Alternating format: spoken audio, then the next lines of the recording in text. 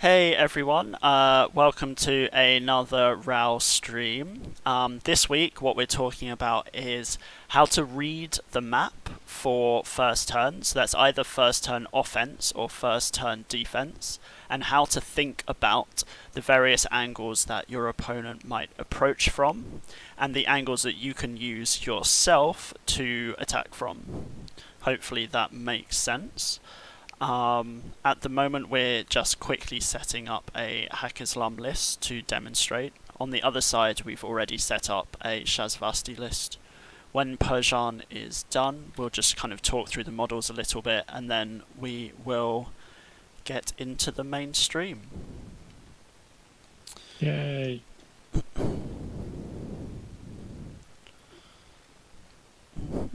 Yeah, I'm just deploying the models where I would normally Cool. tend to deploy them. While Persian does that, I'll talk through the Shazvasti list. So, reasonably standard list. We've got a Tiger on the one side, so that's like a kind of fast, close combat skirmisher. We've got a flash pulse remote at the back. We've got a total reaction remote here with a plasma rifle. Another Tiger. An M drone, which is the forward observer combi rifle remote. Right at the back here, we've got the medtex, that's like an engineer doctor. Up on the top here, we've got a Guilos, that's a quite classic ARO piece or active turn piece. It's got MSV, it's got a heavy rocket launcher. We've got a camouflage marker in the middle, which, classic Shazvasti is a Caliban, just a really nasty BS-12 camo dude. And then moving into the middle, we've got Sheskin, very good active turn piece. We've got a baggage bot with a flamethrower. We've got another total reaction remote with an HMG. And then we've got two more Tigers on the side. So in terms of main ARO threats, we've got the Guilo, the heavy rocket launcher dude. We've got the two total reaction remotes, one on either side, one here, one here. Flash pulse bot right at the back. And then if the enemy closes in, we've obviously got our flamethrower baggage bot right here. In desperate measures, the Caliban might also be a ARO piece, but you'd hope not. Definitely not on turn one, if everything's going well. Yeah. I missed a camo over here. Sorry about that. There's also another Caliban over on the far right-hand side. Persian, how's the Hack-Islam list going? Yeah. What arrow included the side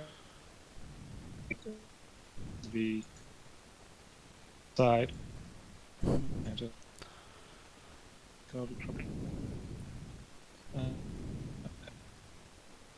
here.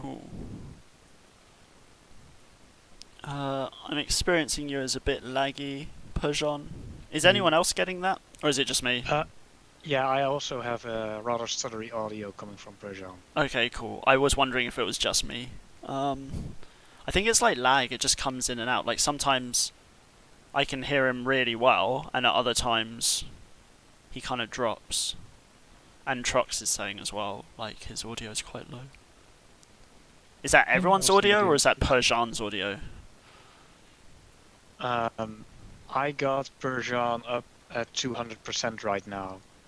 And I got my computer audio turned up, so okay, for me cool. he's audible, but only because I've managed. Oh, you're now back. You're now back. Yeah. Yes. Cool. Am I louder? Okay. Yeah, you are. Perfect. But I still have the lag. Yeah. This guy. Cool. And it doesn't register. I'm happy to just talk through this Hack-Islam list now that Persian has set most of it up. Thank you for doing that. So, in the middle we've got a Dailami. So this is a classic Hack-Islam piece. It's very cheap. It has a Panzerfaust and a shotgun, so it's quite nice at AROing. It's ordinarily a camouflage marker. I'm just going to change my view actually. But just for the purposes of this, we're keeping it out of camouflage just so that you can see. We've got a Hunzerkut, which is a rifle, shotgun, and repeaters. So it is quite a multi-purpose unit, decent AROing, good in the active turn as well. Coming over here, we've got a mine and a Liberator. They deploy together, so the Liberator has mine layer. And on the far side, we've got a Firelanes, which is a BS-12 camouflage dude with a rifle and a shotgun. So there's a lot of shotguns in the midfield. 4 shotguns in the middle. Yeah. At the back, we've got a Bereed, which is just a hacker, basically. We've got a flash pulse remote, very similar to the Shazvasti setup. The Shujai is just randomly placed. I didn't place it yet. Sure. And the Horde placed it now. I don't know where he is. Oh, which one is it? Sorry. I had a Horde like here, but I tried to. Oh. Should I just at grab the another back one? Yeah, I guess he just went somewhere. Sorry. I'll just grab No, another I Horde. know where he is. Yeah, I just got him here. Oh, okay, sorry. I just loaded the box. Oops. Let's keep going through. So the Shujai needs to be deployed. We've got a NAD here. This would ordinarily be in hidden deployment, so it wouldn't actually be on the board, but just for ease, we're kind of pointing out where it might go.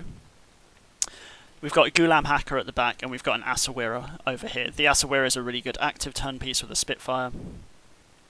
Multi-sniper right at the back of the board, obviously, to leverage those very long range bands.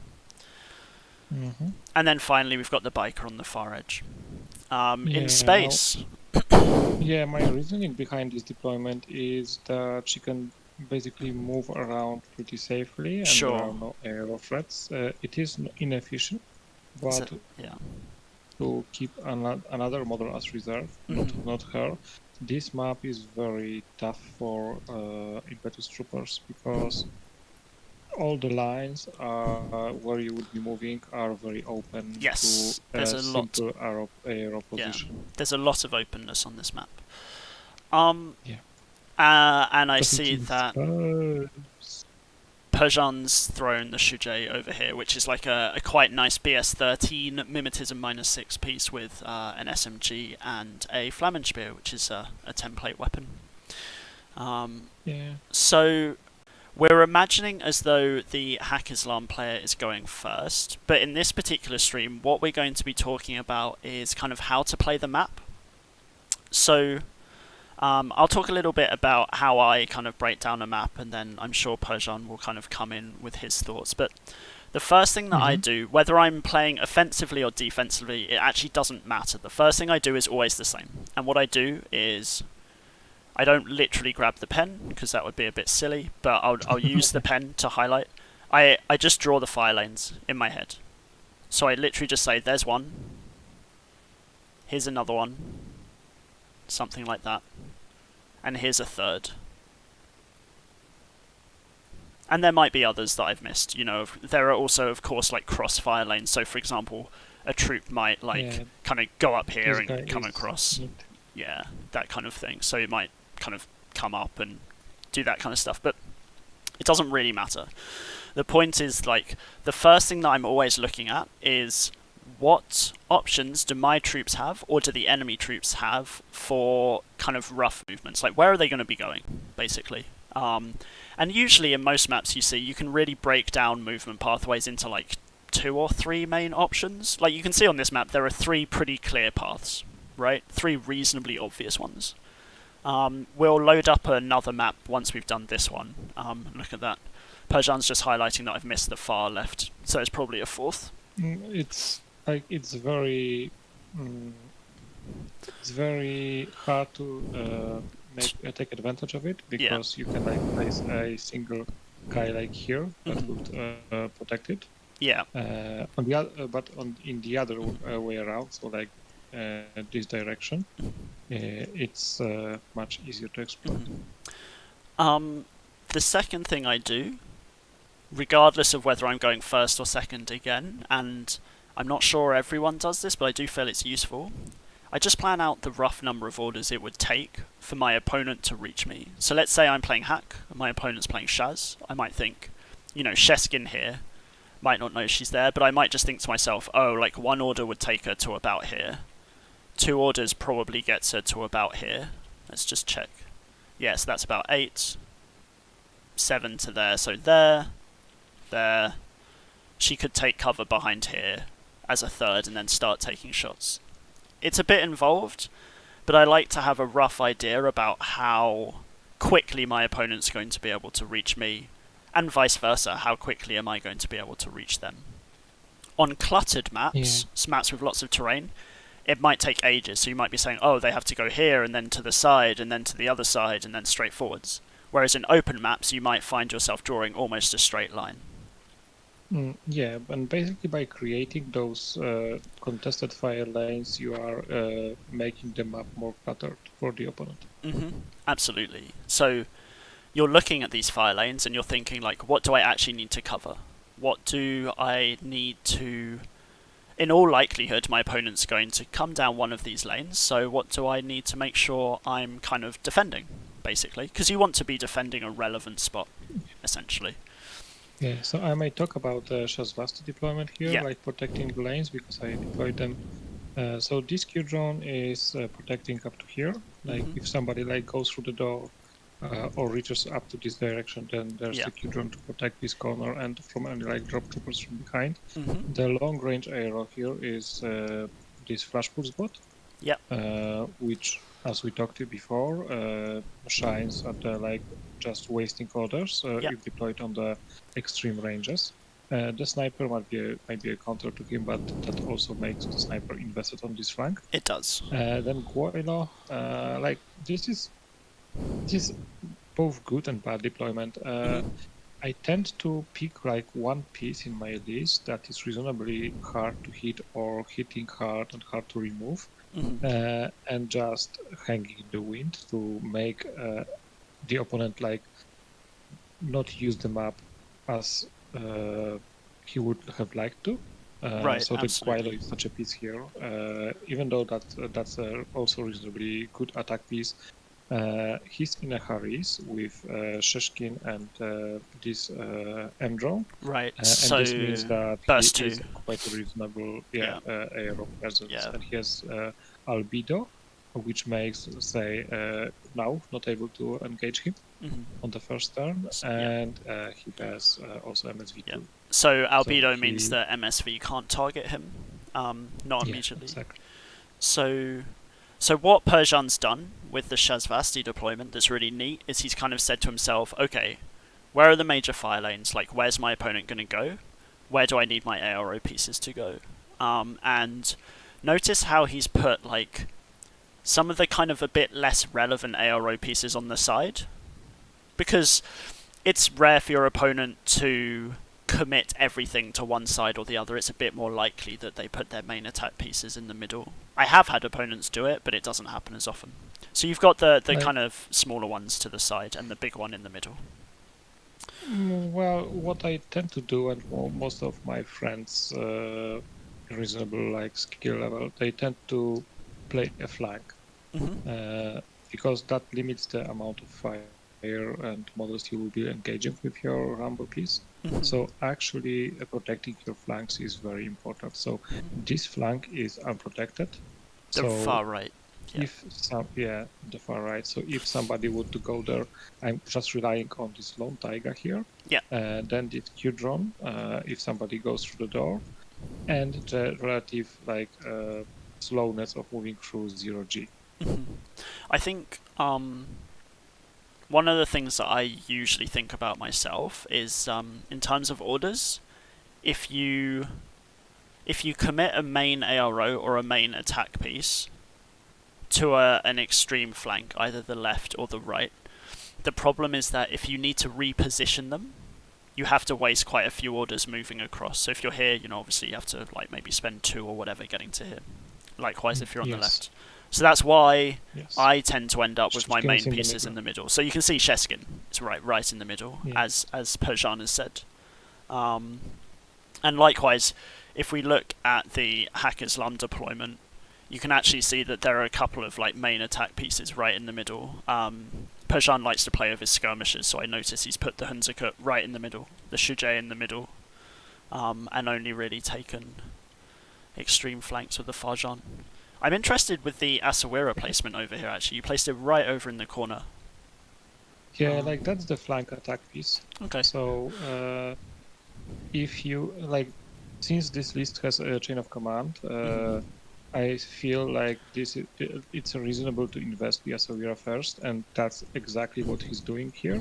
And there is a potential smoke cover to cross Yeah. unwanted That's AROS with the Zuleika, so they are in tandem here a bit. Can to be honest with you, like it's just interesting because I would have put the Asawira here, like almost to mirror Sheskin, to be honest. I don't know if that's good or bad. Since you're going first, that means that if you are locked by the Guilo in a range you don't want to engage him, you need to like crawl and then cautious move. So that's 2 orders wasted. Okay. Are we assuming? Sorry, did Hack deploy second here? Did they know? I deployed assuming the Hack would be deploying first to go first. Okay. So I just didn't look at what was on the Shazvasti side. Okay, fair enough. So so the Liberto is protecting the more valuable Farzan and the Hacker. Now the questionable thing is if the hacker should be the pitcher hacker should be here or here. I feel like this spot allows you to crawl a bit and deploy pitchers like in the middle, without exposing yourself. So that's, and here you would need to see you just. So that's why there's a Gulam here and a Barit here. But in terms of like attacking with the Hakistan, we still have the Fidei. We do. To be deployed. So I would take on most likely like the Haris is pretty hard to dismantle. Yes. Maybe this guy is the weak spot, but he's pretty well protected by those 3, 4, or even 5 models. So there's not really a vector there. No. The Dr. Worm is always a great target, so your specialist and doctor and engineer. But if you don't want to invest into your enemy's deployment zone, I would maybe think about starting here and going for this Q-drone. Yeah. Like from here, like prone, like maybe putting a template on them. And then from there you can start working on maybe on this flashbot. If it's like I don't know what was his facing. I think that's a mistake to look back, but might have had some plan for it. So just start slow with the Fidei. If you don't have an opening, you don't need to use it. But I think But we are talking about something different. Well, I think what you're saying is like the first thing that you always do when you're looking at playing first or second or whatever it is you just look at the map. So, for example, you spent a while talking about this Barid with the pitchers, so the repeaters that you shoot across the map, and like Perjan is just saying, like just look at the places where you can kind of be safe to the side but still get a pitcher into a reasonably relevant place. And he's saying, well, the Barid is quite safe back here, but he can still shoot one into the middle. So all you're really doing is you're just looking at little approaches to things, and the way that you can kind of navigate around safely without exposing too much. The Asawira, it was a similar story. I asked Perjan why he put it on the flank, and he said, well, because my opponent's likely to put a big ARO piece in the middle, so if I put it over on the edge, it can just walk straight forwards, like far more safely. And I don't know if we should be now talking about the cautious moves, but I think they are very important for like visioning what we can do with the map. Because if the opponent were to deploy a piece here, up there, or a piece here, then what you can do with Asawira is just cautious move to here. That's 6 inches, and then you can either work your way up or continue moving here, and this should be much more favorable range to here. That's quite a nice line, isn't it? Or even you can then like hop to here, and then cautious move like to here, and then engage from there. Right. So it's interesting because literally what Perjan is doing is he's saying, well, where do I want my face-to-faces to occur? I I've got a Spitfire, so I'm good up to 24 inches, so I can get to here. That's quite a nice face-to-face. 20 inches, perfect for the Spitfire. Or I might want to start making my way up to here. If I'm up here, I might end up having a face-to-face down to here or something. 16 inches, fine. I've got a Spitfire again, that's good. Probably don't have line of sight there, actually. But it doesn't really matter. Like, he's just planning where he's going to do his rolls. That's it, really.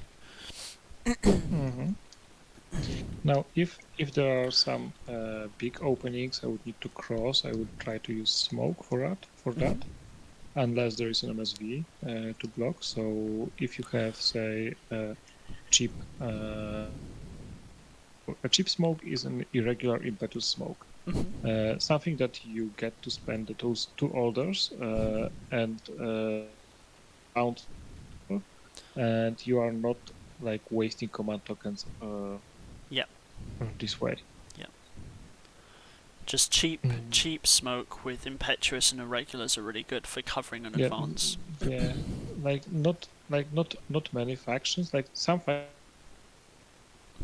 like Jaguars and Morlocks and Naturazais. Armandinos. Yeah, plenty of them in very different factions. Yeah, sorry, Pano. You don't have them, but you have superior firepower. Yeah. So we've talked a little bit about planning the attacks, and so what Persian's just done, as we highlighted, is he, literally just highlights like, where do I get cover? Where's a good range band? Where do I want to work my way up to? Where do I want to end up at the end of the attack run?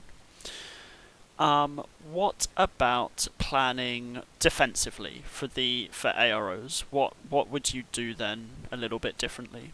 Do you want to pick the Shaz side, Persian, or do you want to talk about the hack side? Okay, so yeah, I can talk about Shaz because it was deployed for defense. Yeah. So the Haris is like the linchpin that is like the most important models, but on the other hand, I can like hang Shishkin a bit dry because I have a chain of command and she is reasonably hard to shift when in Haris. So she's prone there, so that limits the amount of exposure she will get. Like somebody coming to here would be able to target her or to here. Right. Or to here. So are you looking for total cover just to make sure she's safe? Yes, like this is has a nano screen, so she doesn't care about regular cover, but total cover is always the best to prevent yourself being targeted from the long range attack pieces. Right. So you always try to position your aero pieces in the range bands they are good at. Okay. With the exception of like the cheap guys that are designed to slow somebody down. So the Guaylo here is a bit overexposed, but his function here is to block the whole middle of the table from very easy advances with just the cover of smoke. Yeah, okay. Because that's MSVPs, and I think that's the most important thing, because if there is nothing here or just a Q-drone, then just one smoke in any of those places just blocks the board completely for any other models to move behind. Right, absolutely. So it's really important. Face to face. Yeah, it's really important to point this out. If the Guaylo wasn't there, then your opponent's literally just going to do this. They'll just walk straight up the board. But I just wouldn't put a model without MSV there. Yeah, that makes sense. Now the Q-drones are like this guy is vulnerable from this direction, but it's protected by Taiga and Taiga from the back, and then this like it was supposed to look this direction. And also there is Caliban. There is this Camo Caliban who protects all the like weird approaches to the Q-drone. Right. And then also there is the Guaylo. So there is a layer defense. So in order to engage the Q-drone from this range, you need to first engage the Guaylo. Yeah. Yeah, absolutely. Yeah. So. And And this Q drone is protecting this long fire lane. Yeah, absolutely. And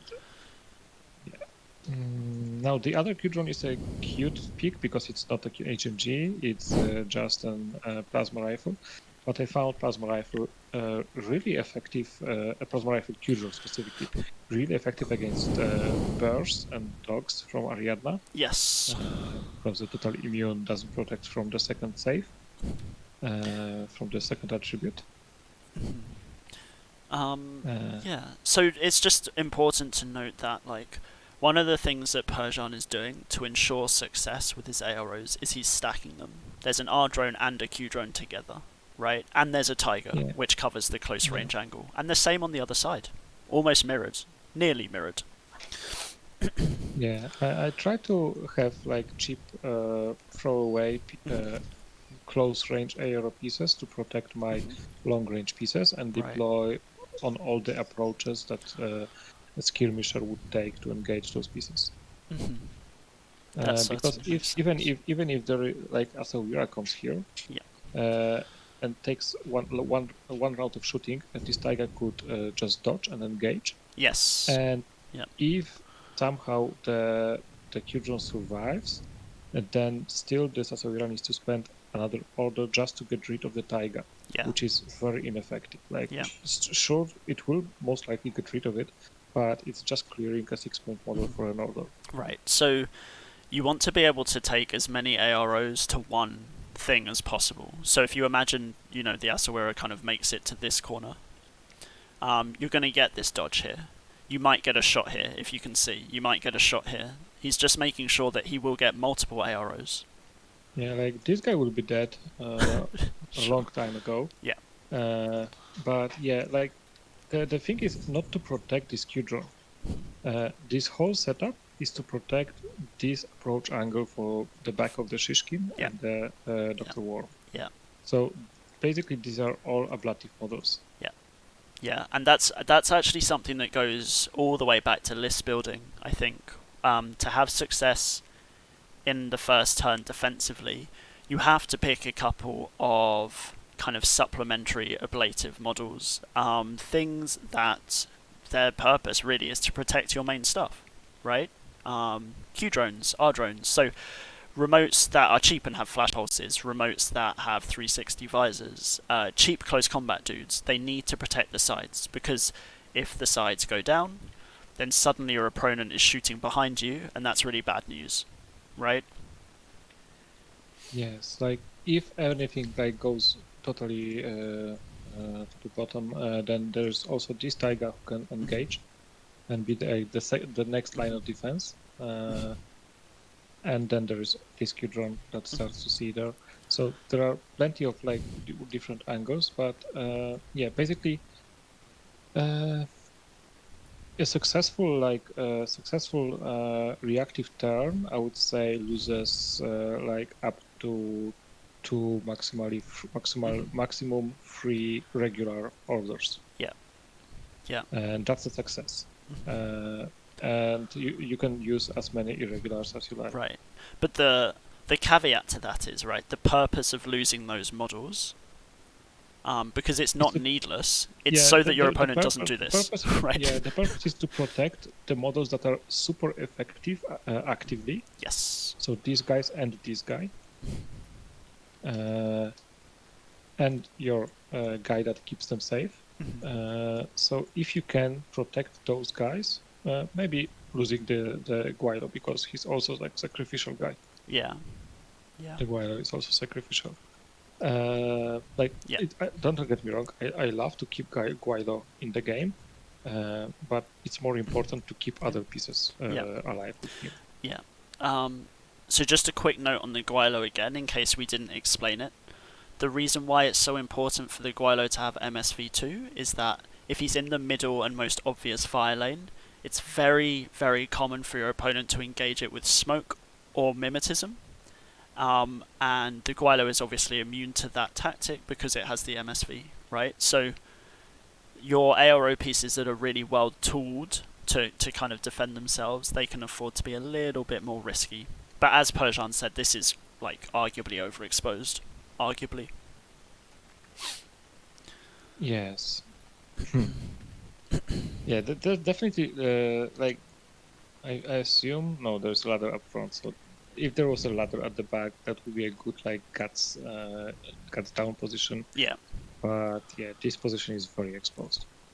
But that's the position he is in because he has a role. Like he can see up to like this corner, and this makes it very difficult for like any advances into the middle Yeah, he's got really good vision. unless you clear him. So this would be a spot for like a Bagmari or your Kamau sniper, linked sniper with MSV. But it wouldn't be positioned for just like a random sniper without MSV, or Yeah, it absolutely. would be positioned for like your total reaction point.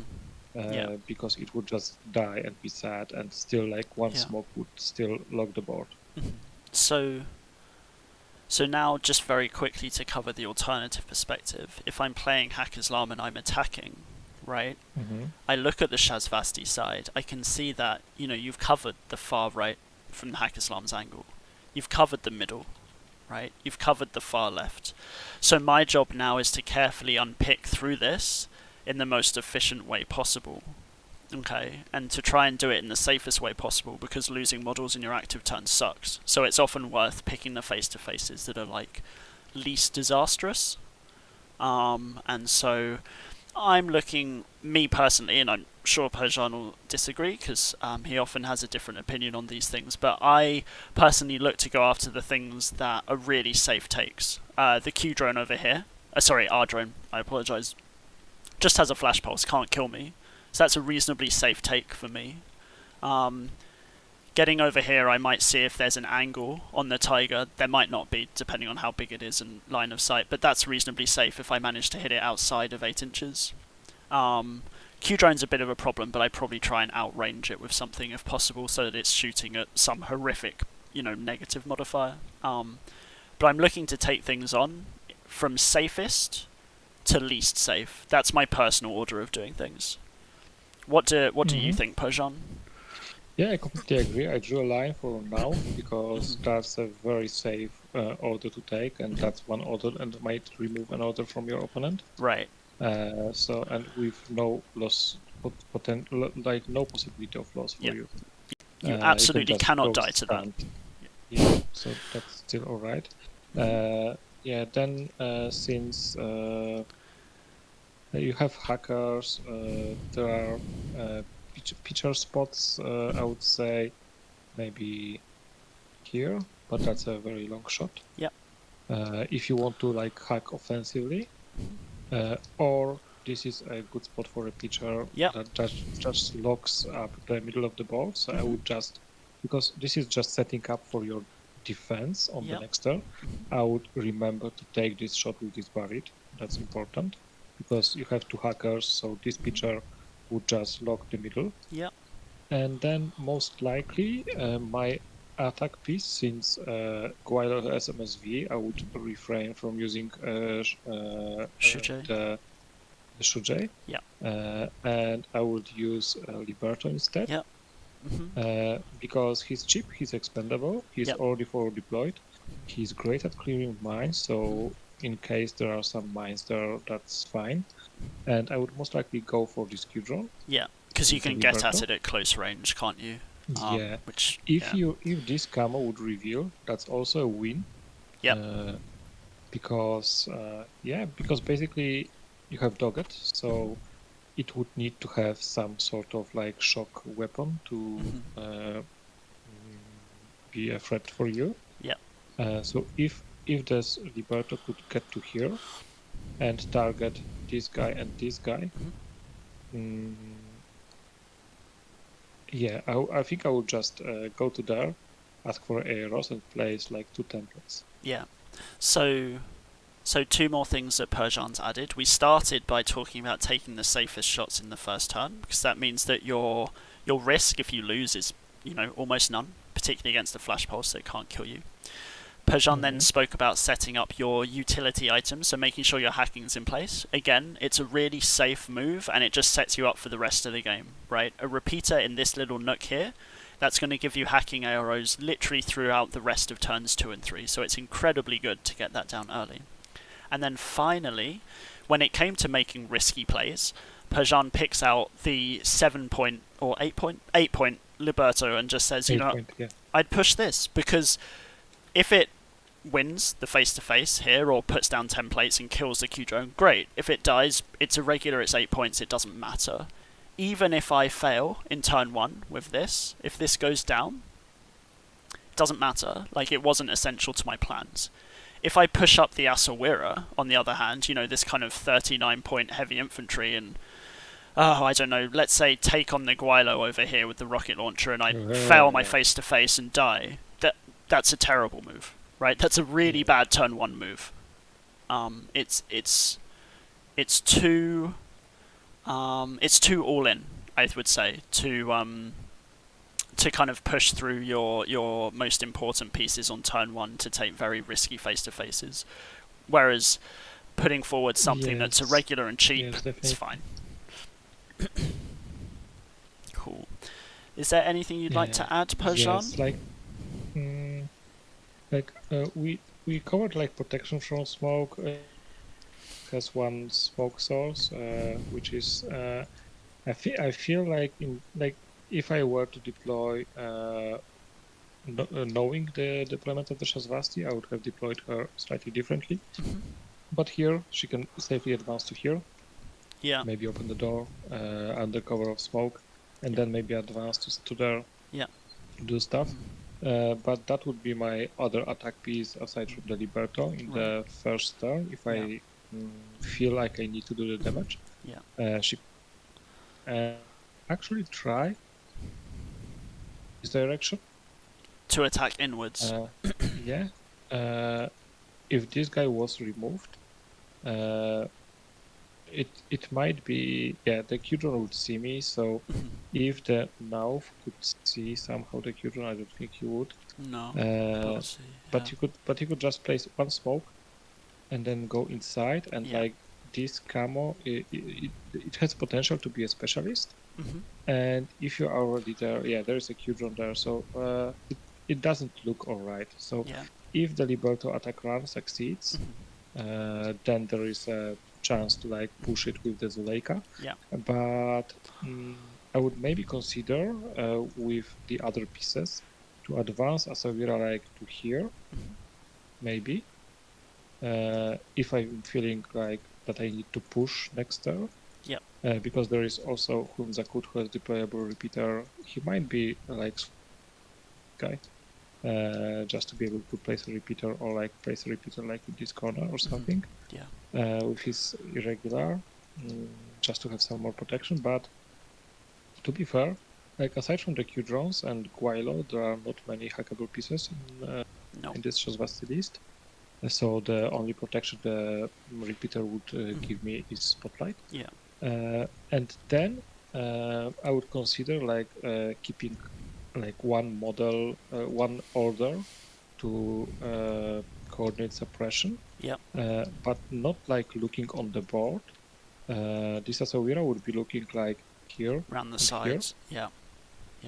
That would be a target for suppression fire. Then this Shuja, because he's suited for it very well. He's really good at that. He cannot be seen by the Guilo yet, maybe. If he can, then maybe he should be deployed like behind those barrels here, rather. And then, of course, the Hortlak is another target, so that's 3. And then I would look for the 4th model if I can find it. I think this doctor here would benefit from getting a suppression just in case some drop trooper appeared here, or like some specular or somebody like just the tiger just get there. So I would take the easy takes, easy like wins. This flash pull spot. Then I would invest first turn. I would invest the throwaway pieces just like to minimize the risk of actually losing active pieces. Anything and that's a bit cheap and a bit disposable. And again, with the active turn, just notice how Persian's mirrored his strategy again, right? We've got Zuleika, who is a reasonably cheap kind of push piece on the far right, and we've got the Liberto on the left. And he kind of spoke about a similar plan for both of them. go at the edges, kind of take on the edges a bit, and if they succeed, move into the middle. If they don't, you've lost 7 points, 8 points, sorry, or 11 points, or whatever. So it's just worth pointing out. And then, no, the thing is, not every faction has those pieces, but I will try to find such pieces, like, say, a Taiga in Shazvasti or Combined, or like a Liberto in any vanilla, yeah, or like a Bacaul in Toha, and try to, if they have smoke, great, they can advance on the cover of smoke, and you can just even pick like the Jaguar or the Bacaul and just advance using smoke when you can, and then put a chain rifle on like 2 or 3 guys, and that's a win. So almost every almost every faction has some access to a cheaper-ish kind of flanking kind of unit that can take things on from the side. Even in Pano, you've got like some camouflage units that you can push quite comfortably up the side. So you always have options. Like the thing that I think is you are now hearing from me talking and like Oli agreeing, is we are basically not really using our high cost bully pieces initially as much if the board is not like set up for them yet. Alternatively, if I have a piece here that is perfectly suited for the thing, if I can find some spots for it to be able to exploit, then I would most likely push with this guy, who is a camo Spitfire, who is already full deployed, has MSV, so can take on the camo guys and the skirmishers. And I would try to find a piece that shines at like clearing the midfield. Yeah. Because if you cannot like pick like the cheap guys to go there, or you run out of them, then you need a secondary piece that can actually go somewhere, maybe put his points into the zone or like push a button. And be able to win face-to-face rolls with the midfield stuff. Say in Eugene, that would be a Guilang, which is amazing with camouflage and MSV1 and a good loadout. And let's say in Shazvasti, that would be no, the Shazvasti in Toha, that would be say Clipsos, Fort Observer, TO Infiltrator, cheap guy that has like mods stacking his way.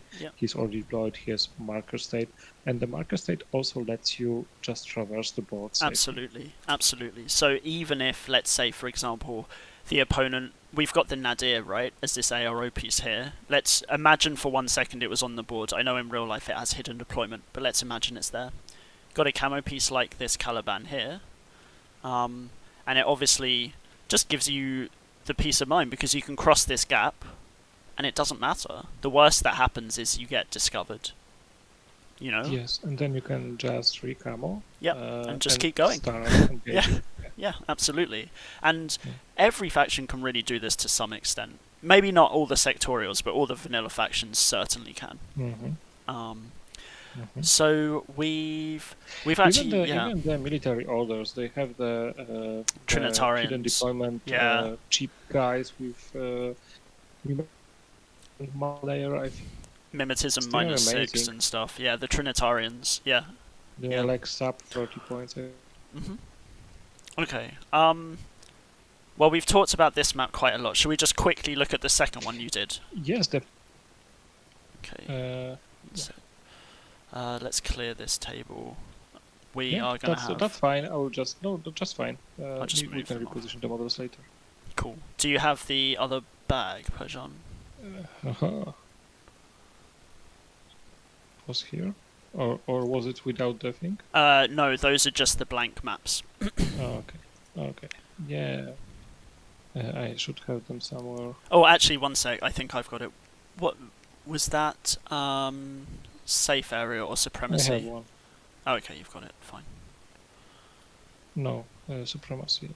Yeah, okay, throw that on. So we've spent quite a lot of time on that first map, so we'll just quickly cover this one as well. And we'll apply all of the same things that we just spoke about. And there is also the Shazvasti deployed, and also the Guaylo is hanging in the wind in the middle of the board. Sure, same thing again. Yeah. So You can again, we've got the see some Shazvasti. patterns. Yeah. So, first things first, we said plan out your fire lane. So let's just grab out the pen and let's have a look. So we've got this, right? We've got this, and we've got this. That's what I'd be personally looking at. Do you want to add others? Yeah, there's this one. Let me just grab a pen. Sorry, what happened? I just changed a tree to a tree. Yeah, there is this one here. Mm-hmm. That's pretty huge. And there is this one here. Just gonna get rid of that for now. Yeah. So, first thing we're doing straight away is we're just looking like where's the opponent going to engage from? Like, what do I need to actually cover? Yeah, and actually this side is better than the other for defensive deployment. Here, like let me maybe turn on the grid for a moment. Yeah.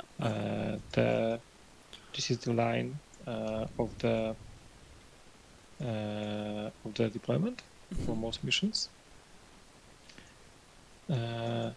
So basically, you can hide your guys like here and here and here, behind this building maybe. Yeah. And here, but to advance, you maybe just I'm just getting busy with the colors. There is a forest in here. Yeah. It's slowing you down and burst.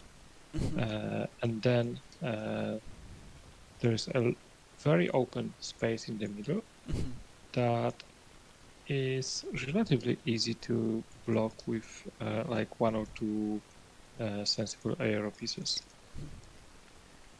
And then even here, the advancement through the flank is also blocked by the forest. The forest again. So if you have some terrain skills, like forest or total terrain, you are fine. And if you don't, then this is slowing you down. Yeah. And like one camo here, let's say a Dailami that is deployed here on this spot, or like here, can just ruin 2 or 3 orders from your attack, and that's huge for a cheap infiltrator guy. So we've looked a little bit at the fire lanes and what to cover with the AROs, and just notice how Persian's done roughly the same deployment. We've got the Q drones, like the different remotes on the side, Tigers on the side again, the Guaylo in the middle. It's like a very similar pattern once you get used to what you're doing for this kind of thing. Yeah. Do you want Tigers to are protecting the backs and approaches to the Q drones. It becomes kind of predictable. Like, I think predictable is maybe the wrong word, but you fall into a bit of a rhythm with it. Yeah, like the MSV piece is again like the reason Guaylo is here because he's an MSV piece, and I know I will be facing an army, an opponent with smoke. So this here, this forest here on this flank, is easy to abuse for people with MSV. So I want to have my own MSV to counter it, and like. Yeah, and also Guaylo has Albedo, so that's the perfect piece to counter MSV pieces. Yeah. And he closes up the middle of the board, all the approaches. Yeah, and then his back is protected by the Q-drone. So the approach into the back of the Guaylo is covered by other pieces here. And then like extreme back approaches are protected by the Flash Boost bot, who is also a repeater, but it doesn't really matter in this. This is just a flamer here. And then another here, like if you have any drop troopers appearing here, there is a Q-drone, and where the Q-drone doesn't see, there is a Taiga or a Flamer. So all this backline is protected by templates. And even this guy is watching the back. Right. So every single time we're deploying, we're always playing to the map. Like, we're asking ourselves, where are the fire lanes? Where's the difficult terrain? Where might drop troops come up behind, or where might where might my opponent come around and approach from the rear, or approach from over this way. Where are my opponent's troops going to go? You know, they're probably going to deploy around here and around here. And we just make sure that we're kind of, I guess, thinking a step or two ahead and just thinking, you know, what's actually going to happen when orders start being spent. And we respond to those by just putting our ARO pieces on the likely approach kind of angles. Do you want to just it's important to like play to your ranges, of course, range bands, and protect your pieces. Like the perfect spot to engage the Guilo, say Spitfire, is here. Yep. So you're protecting the approach to it with the HMG.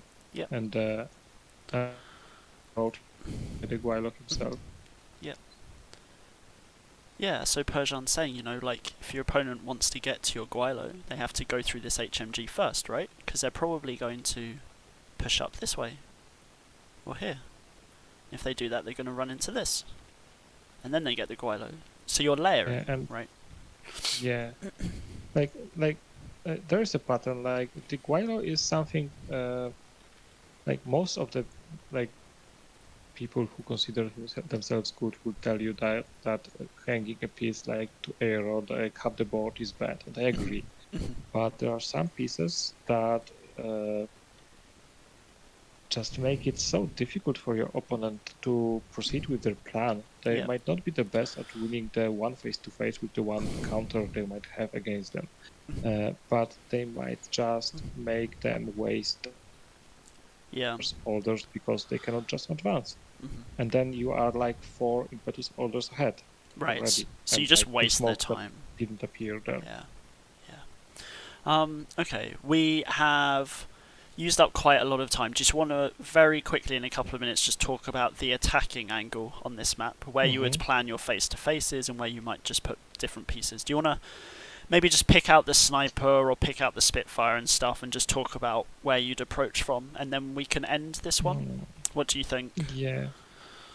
Like I have not actually attacked from this map, but I think a reasonable spot would be to attack with the sniper like from here-ish. Right, so immediately maybe. Persian's like looking at this really long line here, which is really nice. Or even here, because that's or even that one. That's super long as like well. That is better because there is MSV on the way, and you have, like this Mimet is on the way, like this forest. But I'm not sure there is actually a line there.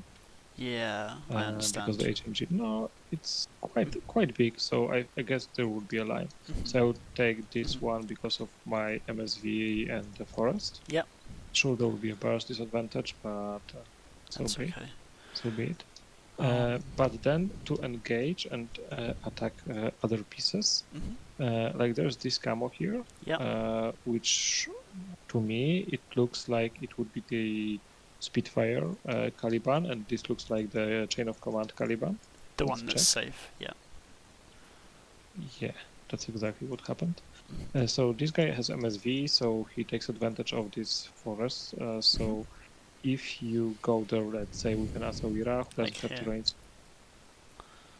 have MSV, you will suffer both his mimetism and the low Vs, so you will not be winning those face-to-face rolls. So try to fire Liberto this way.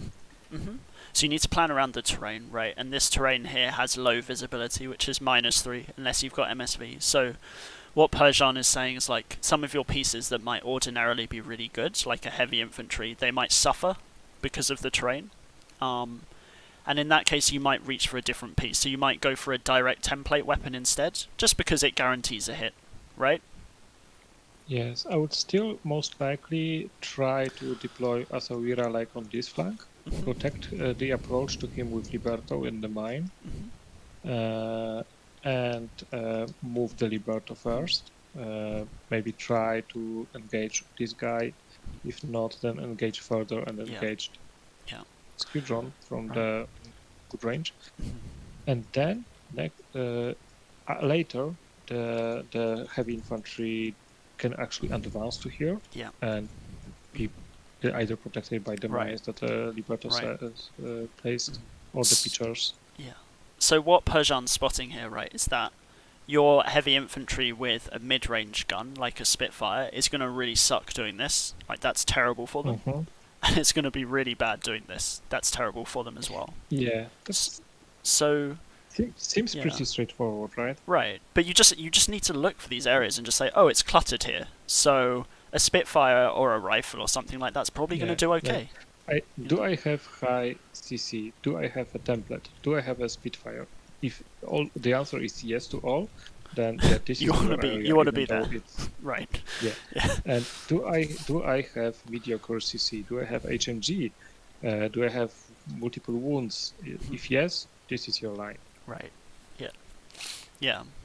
You're just playing the map. That's all you're doing. You're looking at the map and you're saying, what are the ranges? Where am I going to get bogged down? Because if I'm here, right, I'm probably going to get engaged by a sniper at long range. And if you have an HMG, that's great. You're okay with that, as long as it's within 32, of course. Yeah.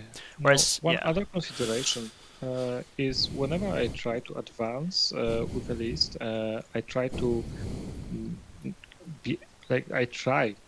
It might not happen, but I try to not overextend with my main attack piece. So if the Asawira ends up like here, I would love to have a Liberto here. Right. And if the Asawira advances up to here or here, I would love to have something set up here that protects him from the approach. Yeah. So even when we advance, right, even when we're pushing up and we're kind of going from here to here, from there to there, it's still good to keep the layering, right? We still want to put bodies in the way. We don't want our most expensive troops to be like on their own here. That's terrible, right? So if you don't have like the sniper invested on this flank, or even if you do, that line looks abysmal. Yeah, so if you plan to have your, say, Spitfire here at the end of the turn, because that's good. It cannot be engaged from here. You can see like up to here, that's fine.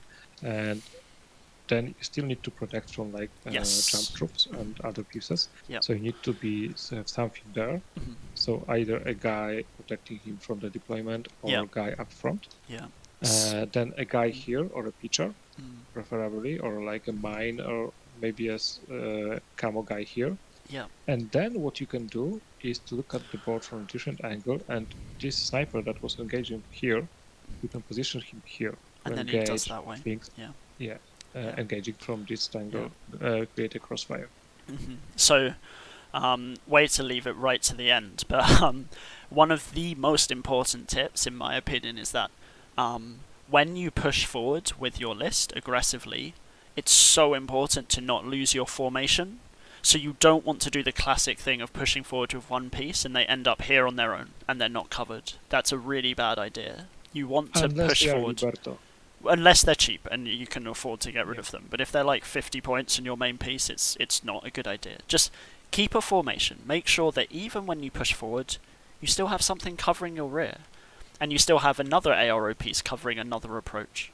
Or just any other piece. So, like, you don't want to end up with a guy that's like completely on their own, that's expensive, and you can't kind of lose easily. Although it's a different story if they're obviously like 10 points and you don't really care. Unless you have a throw away like 70 points tag that is not like the main attack piece. That sounds amazing, but there are lists that are actually not using the 70 point tag as a main attack piece. Yeah. Then you don't want, when you look at your order pool and you see 10 orders, you don't want to use 10 orders on this one model. Yeah. You want to use like, I don't know, 6. And then like reposition and like move other pieces. Right, yeah. And so by doing all of these tips, by playing to the map and looking at your fire lanes and keeping your approaches covered, you can make sure that whether you're attacking or defending, you won't get kind of instantly destroyed on turn 1, right? Because you're keeping things tight, you're making sure you've got valid AROs, and you're utilising your best range bands. Aside from that, I think that's kind of all for today, unless there's anything you'd like to add, Perjan? No, I think that was pretty Cool. pretty extensive. Sure. All right. Well, I'm going to stop the stream there. Yeah.